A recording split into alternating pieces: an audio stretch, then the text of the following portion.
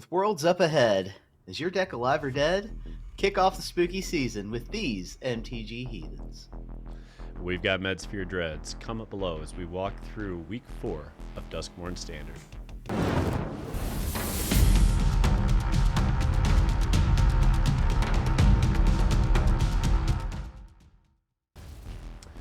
Alrighty folks, this week we looked at 7 major tournaments with a total of 56 different top 8 slots to parse through.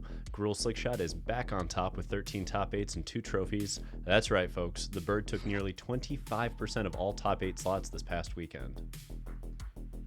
In a surprising development, Golgari Midrange snapped up 8 top 8 slots and 2 trophies of its own over the weekend, showing a strong push away from Innkeeper's talent and into Unholy Annex instead.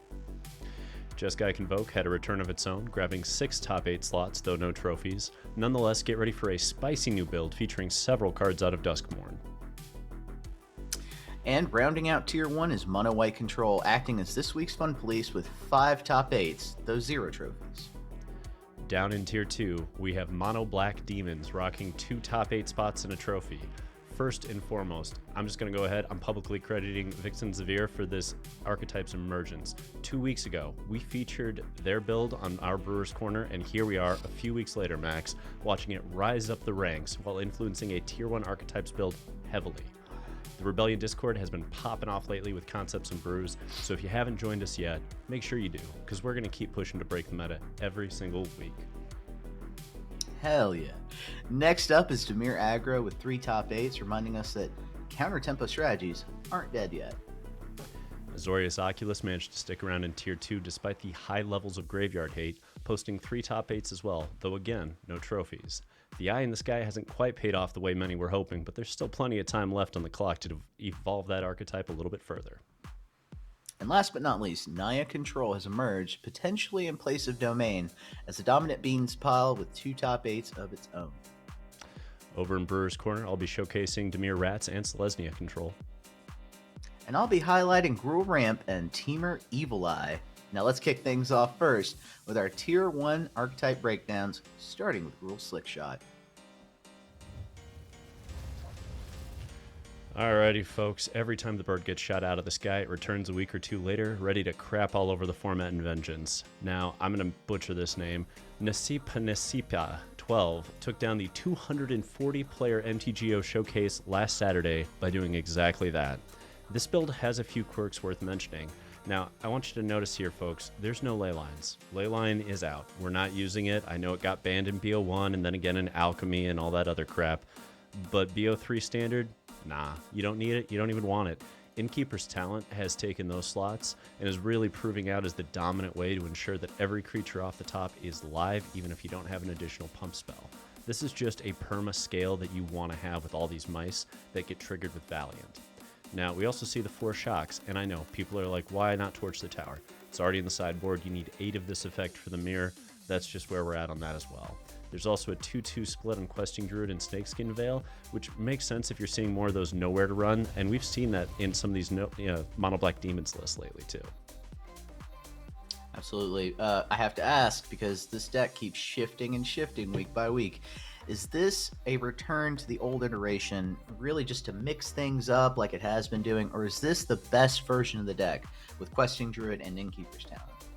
Well, last weekend I'd say it was the best version of the deck. Whether it continues to be, I mean, week by week, we're going to see some minor shifts. That's why we call some of those slots flex slots, because they're very metagame dependent. You know, Innkeeper's Talent, Snakeskin Veil, Questing Druid. These are all slots that you're like, maybe it works this week, maybe we need something else for next week, maybe we need to go to the ley line, maybe we don't. But these are the question marks in the archetype, whereas, the 12 mouse package is pretty much cemented in stone at this point. And there's a few other cards in that archetype that have just proven out consistently we're not, getting rid of them.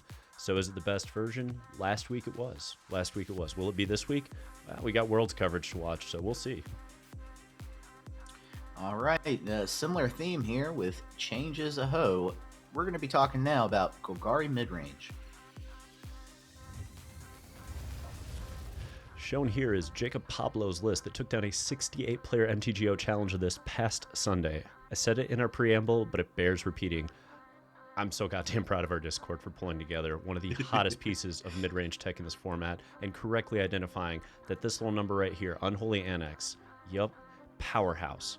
Weeks before the rest of the meta found out, we cracked this in the Discord. Love that. If you haven't already, join. We love to have more people on board always.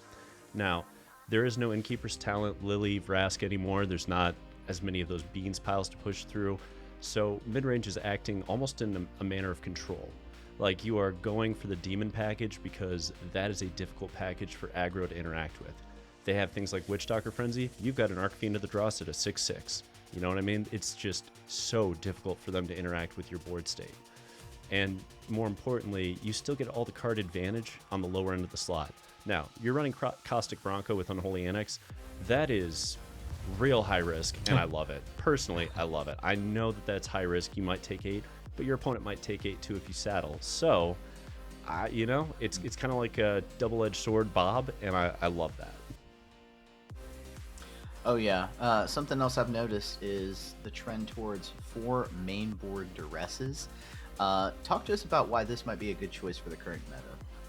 I think traditionally in the past, you would get a lot of aggro decks that didn't necessarily have as many non-creature permanent or spells, right? So you would have this issue where Duress was kind of dead against them game 1 and you couldn't afford that. But these days, you're playing up against Slickshot, right? It's going to have a ton of pump spells. And being able to take those out of play early is possibly a huge part of why Leyline isn't seeing as much play.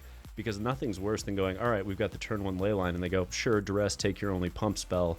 Do you want to sit there for 3 turns and try to draw into another pump spell plus creature and get where you're trying to go, or do you just deploy the creature and hope it hits for a few turns before it gets removed? I think that's a huge part behind Duress, is you're punishing the Slickshot decks, and almost everybody else is running enough non-creature spells that you're not going to miss. I completely agree. I agree with your second point, especially that even if you're not facing prowess every game, those duresses go a long way towards, you know, fighting off Boros, mono white control, domain. There are plenty of decks that duress is going to be targeting. So yeah, I like this inclusion, definitely. Let's talk about a surprise entry into tier 1. Didn't expect this to be back, but Jeskai Convoke. Just when you thought Convoke was out, it comes roaring back into the limelight. Manny snagged a finish in the finals at Saturday's 35-player MTGO Challenge with the list shown here, and let's talk about what's changed, folks. So, Yodian Frontliner, nope, we're on Clockwork Percussionist. We have more card advantage, and that is what we're aiming for here with the Gleeful Demolition target. Also, Painter's Studio. Finally we get to see one of the room cards really make a splash. I love that card for this. On turn 2, you're able to deploy, and it's like Case of the Gateway Express, except you don't have to overload the board to get the effect. That's wonderful. On turn 3, you can unlock if you need to. This really helps deal with what the deck previously had issues with, which was mulliganing to 5, and then going, okay, we're way too far behind on card advantage. They're blowing up my early threats. I can't get to Knight Errant. But with this, you can lose the first 2 creatures. You don't care. You'll get back into it. Now, last but not least, Sheltered by Ghosts. You're going to wonder why this instead of the 4th Case of the Gateway Express. It's so good against Slickshot. It's so good against other aggro decks. It's great in the mirror even. Like, it's just difficult to interact with, and it's exile-based removal. Right, exile-based removal, so important right now. Big question here. Do you think, with Worlds coming up, that this makes a top 8 appearance there? So when this airs, Worlds is about to start, if I'm correct. Like, we're literally within hours of Worlds starting, and it's going to start with the draft as usual. So we're not going to know right away, obviously. But I expect to see Jeskai Convoke to be there in some numbers. It's consistent. It's an aggro deck that has a very specific set of decks that prey on it, but otherwise gets around all the issues that Slickshot has. And I think the issue a lot of people are having is, if you hedge for Slickshot, can you also hedge for Convoke? There's not that much splash hate between the two. One is a swarm strategy, one's a pump strategy.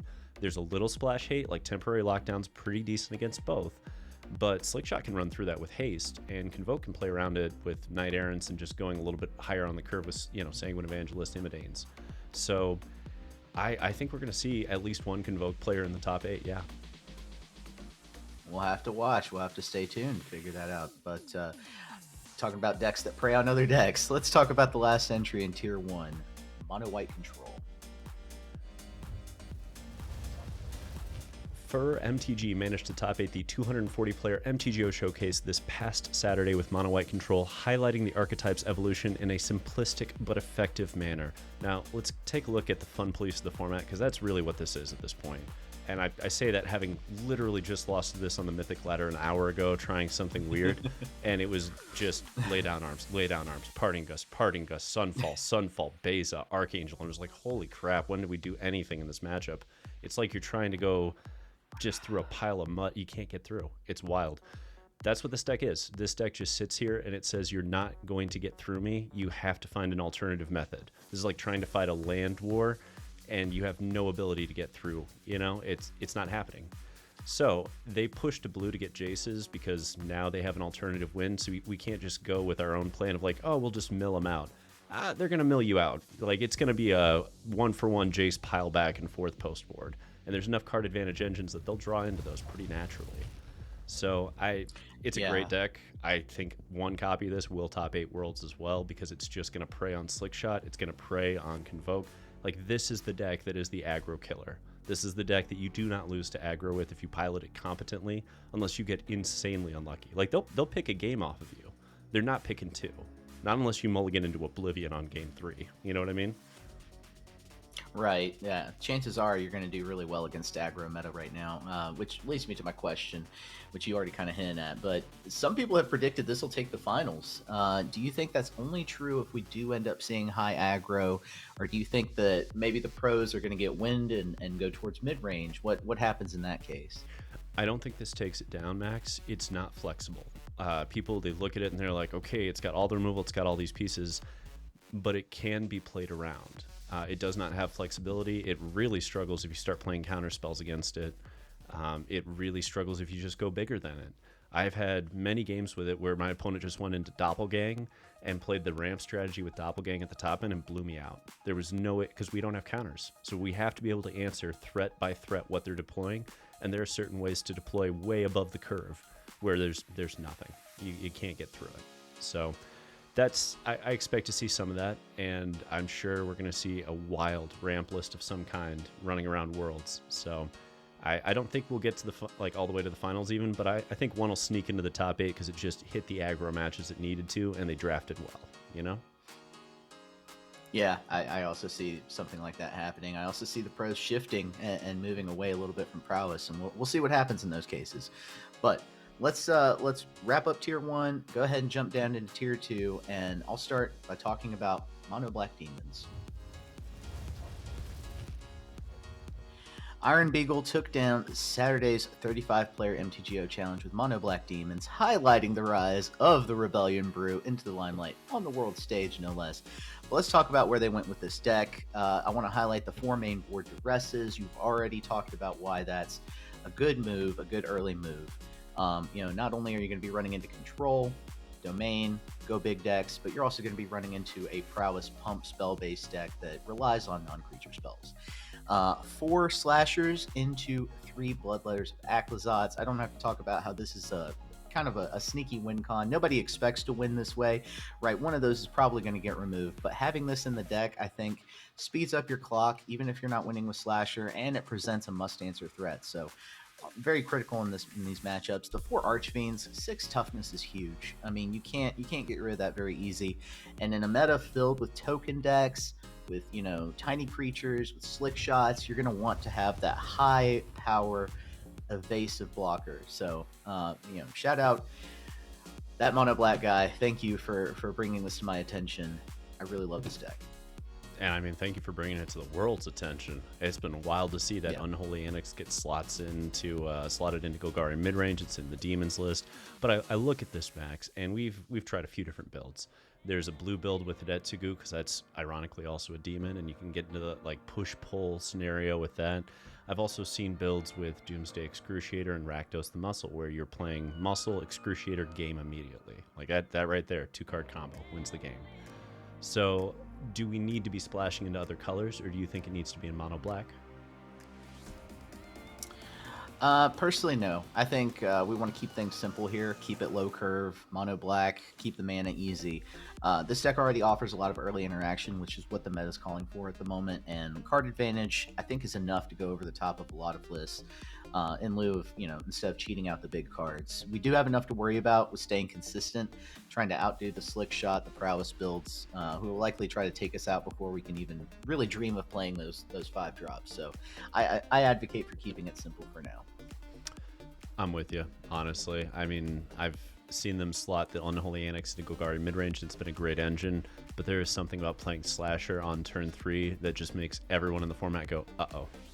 Like, they have to respect it. They can't tap out without presenting at least a blocker, or else they might just lose the very next turn.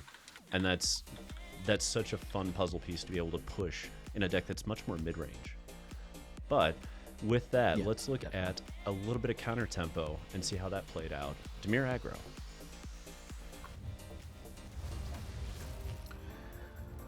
Xiaomei made it to the semifinals of Sunday's 68-player MTGO challenge with Dimir Aggro. So let's talk about how they position this archetype for the meta. I want to point out the early interaction. I'm going to start by doing that just about every time here. 4 Phantom Interference. This is, I think, a little bit better than 3 steps ahead, right? Because you're aiming more at the early interaction, being able to counter those early small plays. And 3 steps ahead's a little bit awkward when it comes to fighting against Prowess. You have the 3 Anoint with Afflictions. Exile base removal, very critical right now. Early interaction, critical in the meta.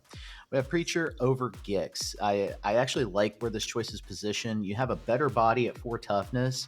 And so, that can really attack into anything as well with the Death Touch. So I like where that card is positioned, regardless of what they have on the board. Attacking with that Death Touch is really a good move. And also, you still get your card advantage out of your 3-drop slot, so that's nothing to sneeze at.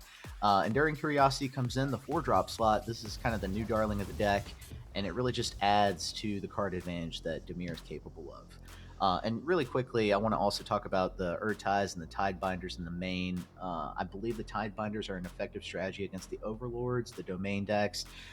So you're going to be seeing some main board Tidebinders become more common as we go on. So, Max, in the past, when this deck was at its, zenith, they were using 3 Gix and at least 2 Shieldred. We're not seeing any of that anymore. Why is that? I mean, part of it is, of course, the new card, Enduring Curiosity. The fact that it sticks around even after getting removed. 3 toughness when it comes to Gix is also kind of a liability. A lot of cards will target 3 toughness removal-wise. And then, of course, Enduring Curiosity, like I said, endures. It sticks around after getting removed, and it still does its thing. Just, as a note, beware of Torch the Tower, because that can exile it. Fair. Yeah, I've been one who played Enduring Curiosity and swung into an Elspeth Smite and cried a little, so I understand. There are moments like that, those pain points where you're like, oh, right, that's why we don't do that. Anyway, speaking of pain points, let's talk a little bit about Oculus. Chiavetto took Azorius Oculus to the finals of Sunday's 68-player MTGO Challenge, cementing in another week on the tier list for the Eye in the Sky. Now let's look at this particular build. We do have 6 total reanimate spells that we've settled on, including the 2 recommissions. So 6 seems to be the golden number lately. I'm seeing that in a lot of builds. This build in particular goes with the 4 Oculus, 4 Jin, and sticks the 2 mentors in the sideboard for the Grind Fest. I personally still believe in a main board build that's Mentor and Jin based. I mean, over Jin, that's Mentor and Oculus based. But I mean, we can talk about why that is later on. We've of course got the 3 Phantoms. We talked about why that card is important, especially in the low curve meta. 3 Soul Partitions, indicating that the early interaction really is key. This deck wants to tempo the opponent and then do its own thing versus just trying to outright grind through. 3 Masterminds in the sideboard for really the more grindy card advantage we're starting to see out of the mid-range list. Golgari and Dimir are included in that matchup, so yeah. So, Max, this deck was dominant in the early weeks, and then we started seeing the Graveyard Hate just ramp up and up and up and up. Now, given that very heavy Graveyard Hate, is it time to have like a transition package out of the sideboard that completely ignores the reanimation Graveyard Reliant strategy? And, is there a method to do that actually makes sense? Yeah, so right off the bat, I'm going to say I still recommend that Monastery Mentor build. I think it snowballs, and I think a lot of opponents aren't ready for that. So I like the Monastery Mentor, but if you're not going with that, if you really want to do what a lot of people have been recommending, which is make this a completely other deck in games 2 and 3, another way that Azorius has been going is Azorius tokens, Invasion of Segovia plus Virtue of Loyalty. This seems to be a very effective combination for some Azorius lists. That might be another way to go. So there's certainly directions that you can take with this list without having to go full on control. You can still be aggressive. I prefer the Monastery Mentor though. Fair. And for those who are a little bit less familiar, in the past, decks that were hardcore combo decks that were very glass cannon would sometimes bring in as many as 15 cards off the sideboard, just post board, completely different game plan, completely changed the dynamic of the game, and that way your opponent had to guess on what you were going to, like, what version of the deck are you going to be? Are you going to be the reanimation version? Well, we have to respect that, and we have to bring in all these cards that are now dead against the transition package you brought in. So it's a really interesting poker game you get to play with your opponent in that scenario. But we're going to move it along. We're going to talk about what might be replacing Domain, Naya Control.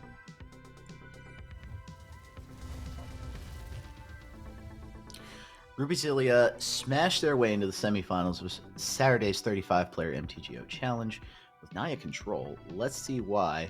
I'd like to call this Domain with fewer steps. A little bit easier to understand than your Domain Zur build.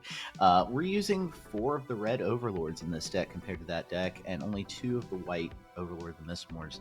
No Zur, no Atraxa to speak of, so you don't have to worry about making sure that those land or stick. I want to note also the 4 Spelunkings do make your Everywhere tokens come in untapped, so you can use them right away. And then the 2 Doppelgangs are really your win con in the deck, I believe. Instead of having to worry about Herd Migration or Atraxa, the Doppelgangs will do the job, especially in the mirror, if you're facing off against another Zur Domain build especially. 4 Get Loss is what you want to be doing on turn 2 over Herd Migration here. Early game interaction, early game removal, especially the fact that it can remove enchantments in addition to creatures, I think is critical here. Fair.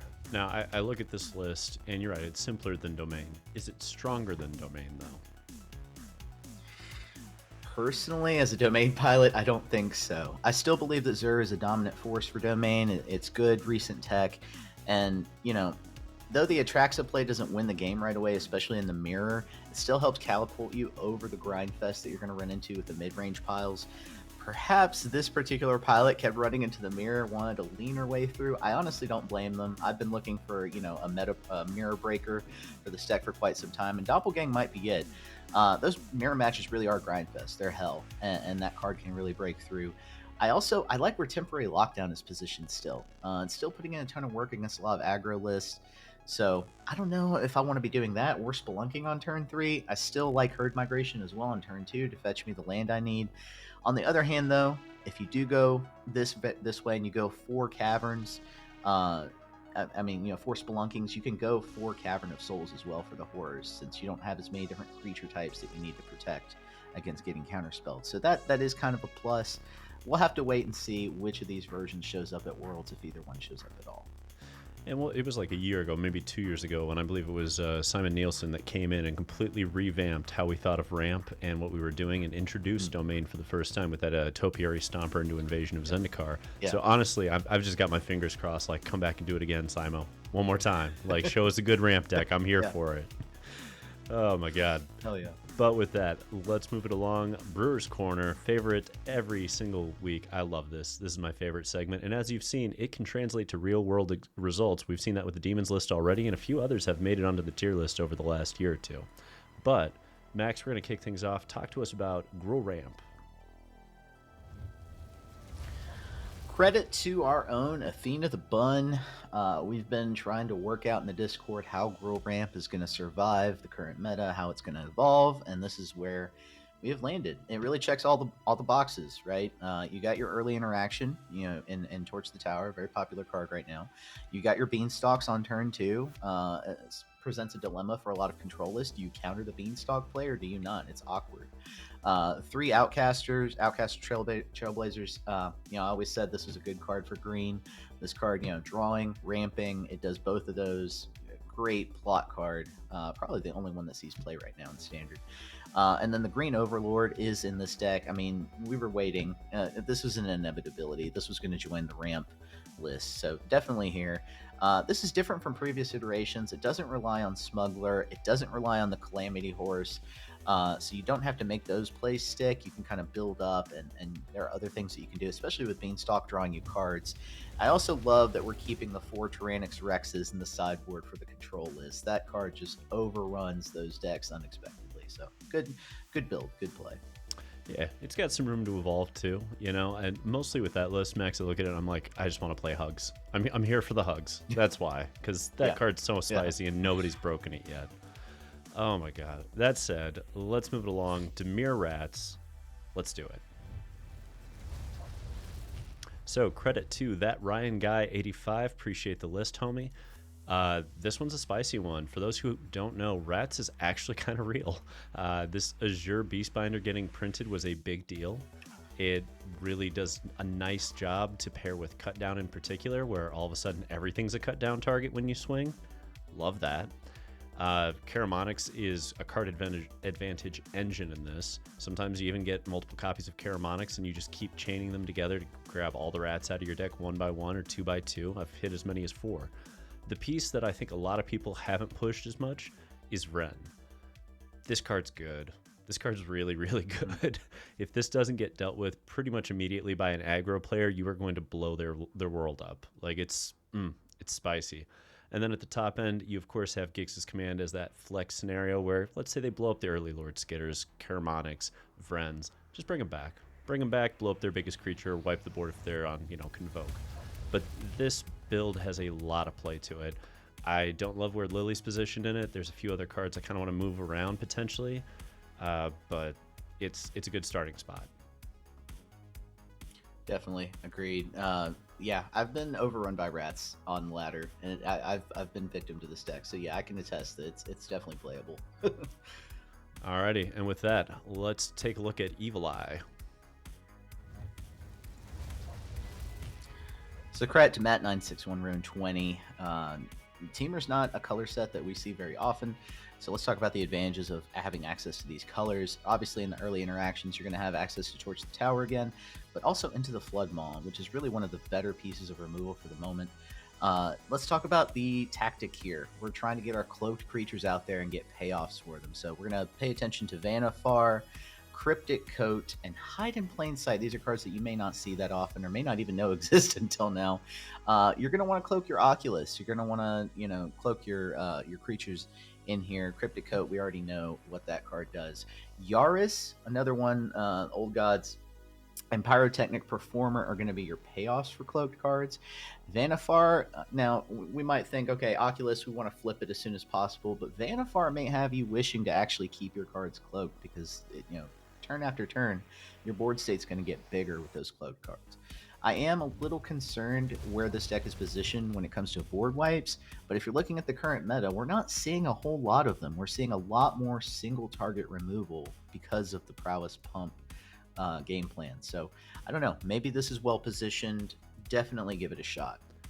I feel like at the bare minimum, it's going to catch somebody by surprise because all that cloaking, they're just going to say like, what is happening here? And you've got the 8 pieces of early interaction on turn 1 even, where you're saying, all right, you're not running me over quickly, but we'll see if you can figure out what the game plan actually is. Because I see a Vannifar, I'm gonna be like, what in the hell is happening with an Elf Scooz Wizard? Like, what is this? Anyway, I have no idea if that list is amazing or not. I have not played with it yet, but I've looked at it a few times. It looks spicy. I think again you have a strong starting place. Hey, the meta's wide open. Maybe there's room for something like this right now. I definitely love the experimentation. But with that being said, let's talk about another control list derivative, right? Let's talk about Selesnya Control. Alrighty, folks. I've been working on this on the ladder for a hot minute now this week. The sideboard guide is already up for the Coffee and Grinders crew, and it's probably tier 1.5, but it's got some more room to maneuver. I built this because I wanted a domain deck that could handle early onslaught, right? Like, we weren't just dead to Slickshot having a decent draw. We weren't just dead to Dimir Aggro having some counters. I wanted it to move a little bit faster than that, and I didn't want to have any issues with Convoke. So as you can see, 4-temp lockdown already in the main board. We are pushing really, really hard to ramp up, and we of course have Doppelgang as a one-of to just go over the top as the game goes on. But this is just another Overlord's Beans pile. And that's what I think you can expect to see are people trying to figure out up the Beanstalk plus Overlords, what is the best configuration. I didn't like Naya Control. It didn't have enough red sources. I went through, did the math, it didn't add up, didn't like it, didn't find a way to make the math work. So I said, what if we just remove red, we remove those red Overlords, and we focus on the two colors that really bring to the table what we need, which are green and white. So I think it's decent. I think we're sitting at about dead even on Mythic top 1,000 with it right now. So it's got some room to move, but feel free, have some fun with it. It's a good time. Oh yeah, let's go. Anyway, moving forward, that's going to bring us to our final segment, Ahead of the Curve. Now, Worlds kicks off today, so you'll have plenty of spicy deck lists to look at. But since we are recording this a few days prior, we're going to go with the information we currently have access to. Now, Max, we looked at 12 archetypes in our recap. What are you going to play going into Week 5 of Duskmourn Standard right now? So why not play the hottest deck in the Rebellion? I fell in love with Mono Black Demons, so let's talk about it.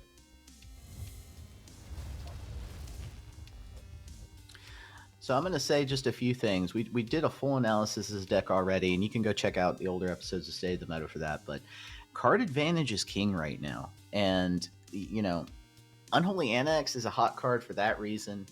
That's part of the reason for it. I think card advantage is our way through the current meta, whether you're facing off against, domain, control, aggro. I think card advantage is king, and this deck does it well. Early interaction against your prowess decks. We've already talked about cut down. Duress is well positioned. And of course, Bloodletter and Archfiend are your two demons. Also very well positioned, especially considering that we're running all copies of Slasher here as well. So that sort of backdoor must answer threat along with Bloodletter, I think that's a good combination, right? I know Bloodletter often gets removed on the spot, but that's not always going to happen, and you want to catch your opponents off guard as often as possible. Unholy Annex is a great card. That's really what it comes down to, and the value that you get from that is amazing. Our sideboard, Withering Torments, Leylines of the Void, Phyrexian Flesh Gorgers, all cards that are going to be doing work in the current meta, so I really think this is well positioned. Fair. I've actually heard a few times people calling Unholy Annex the new Fable, and I'm like, it's not that good, but it is good. I'm not going to say it's bad, but no, it's not Fable. Fable is ridiculously good, but Unholy Annex is probably the strongest enchantment we've seen in a minute. So yeah, it's up there. It's definitely up there. The fact that it's even being mentioned in the same sentence as Fable says a lot about its power level.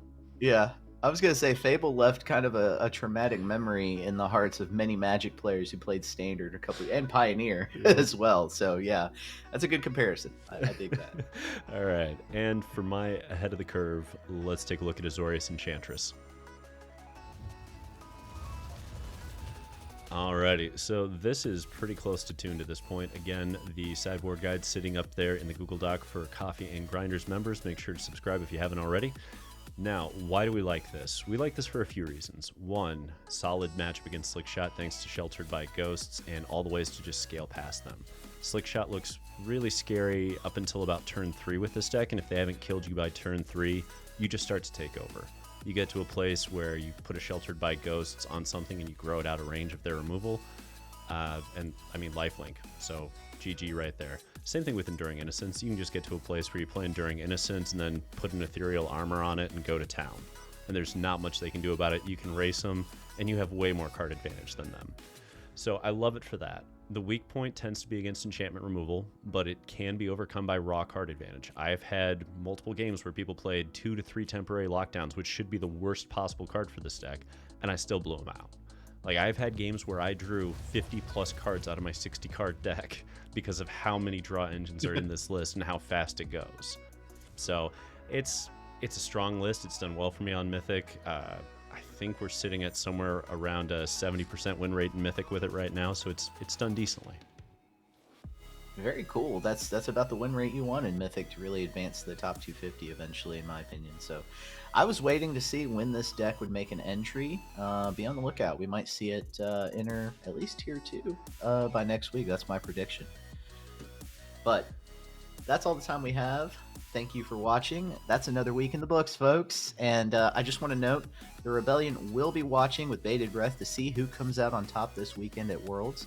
Come by the Discord, join if you haven't already. You can watch Worlds together with us in the voice chat, so stop by and chill with us starting today, Friday, for day one, all the way through Sunday. So, thank you for supporting us. Special shout out to our members who support the Rebellion by watching these videos all the way through. We'll be back next week with more analysis. Alrighty, folks. Don't forget to like, subscribe, and comment on this video. Every click helps. We appreciate it. It truly does help fund the Rebellion. Until next time, Rebels. Untap, upkeep, resist. Resist.